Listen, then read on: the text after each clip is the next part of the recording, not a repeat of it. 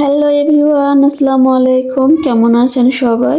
আজকে আমার সাজনে গাছের সাজনে ডাঁটা নামানোর জন্য রেডি হয়ে গেছি আমরা দুই জায়ে।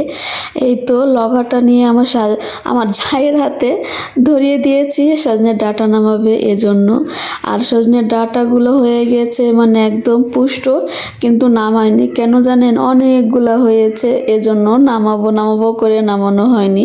কতগুলা হয়েছে নামানো শেষে অবশ্যই বুঝতে পারবেন দেখে। এই তো শুরু করে দিয়েছে আমার যা, অলরেডি অনেকগুলো নামিয়ে আমার হাতে দিয়ে দিয়েছে।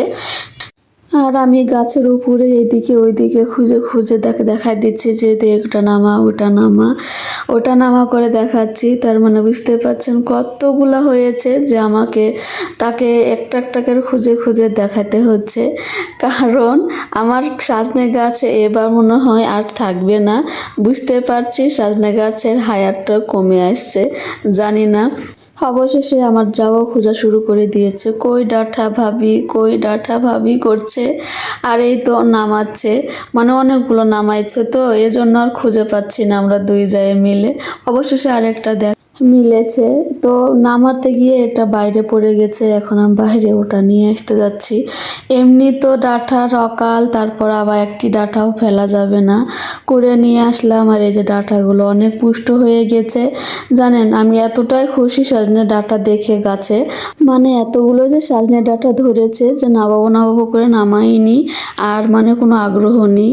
অবশেষে এই তো সামনে দুইটা ডাঁটা ঝুলছে, তা আমার যা বলছে ভাবি কি করবেন, এই দুটাও নামাই দেন, এটা পুষ্ট করে লাভ নাই।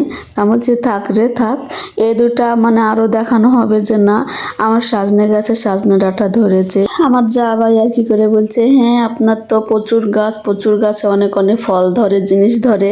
তা বলছি এই যে ধরেনি মানে আমার পেঁপে গাছে দুইটা পেঁপে ধরেছে আর তুই ধরেনি তাই বলছি? শুনছে হ্যাঁ খুব ধরেছে দেখতে পাচ্ছি, আর অনেকগুলো ফুল ধরেছে, খালি ঝরে ঝরে পড়ছে। তারপরে যে আপনার সজনে গাছে কতগুলো সজনে ডাঁটাও নামালাম, তা দেখুন বলবে না কেন আমার এই তো এত বড় একটা সজনে গাছটা দেখে মাশাল্লাহ, কিন্তু ফলের বেলাতে নাই কিছু, আল্লাহ কি বলবো। তো বলবে না কেন, আমার নিজের অনেক আফসোস হয়। আর এই যে বললাম না কতগুলো সজনের ডাঁটা, এই তো অবশেষে এই সজনের ডাঁটা। এদিকে মিষ্টি কুমড়া গাছের ডুগাগুলো ঝুলে ঝুলে পড়েছিল, সেগুলো তুলে দিলাম। আর এই যে নিম গাছটা আছে উপরে তো উঠেছে, তো একটি ডুগা নামাইতে গিয়ে পাতা ভেঙে গেছে, সেই গল্প আমার জায়ের সামনে আবার করছি। আসলে বলবো কি কষ্টের কথা, আমি গাছ লাগাই, গাছের প্রচুর যত্ন করি, কিন্তু ফল হয় না, অনেক কষ্ট লাগে। সব কিছু আল্লাহর ইচ্ছা, এখন কি করব বলেন। তারপর আমি হাল ছাড়ি না, এটা সেটা লাগাইতে থাকি, করতেই থাকি। আল্লাহ যেটা রিজিকে থাকবে সেটাই তো পাবো।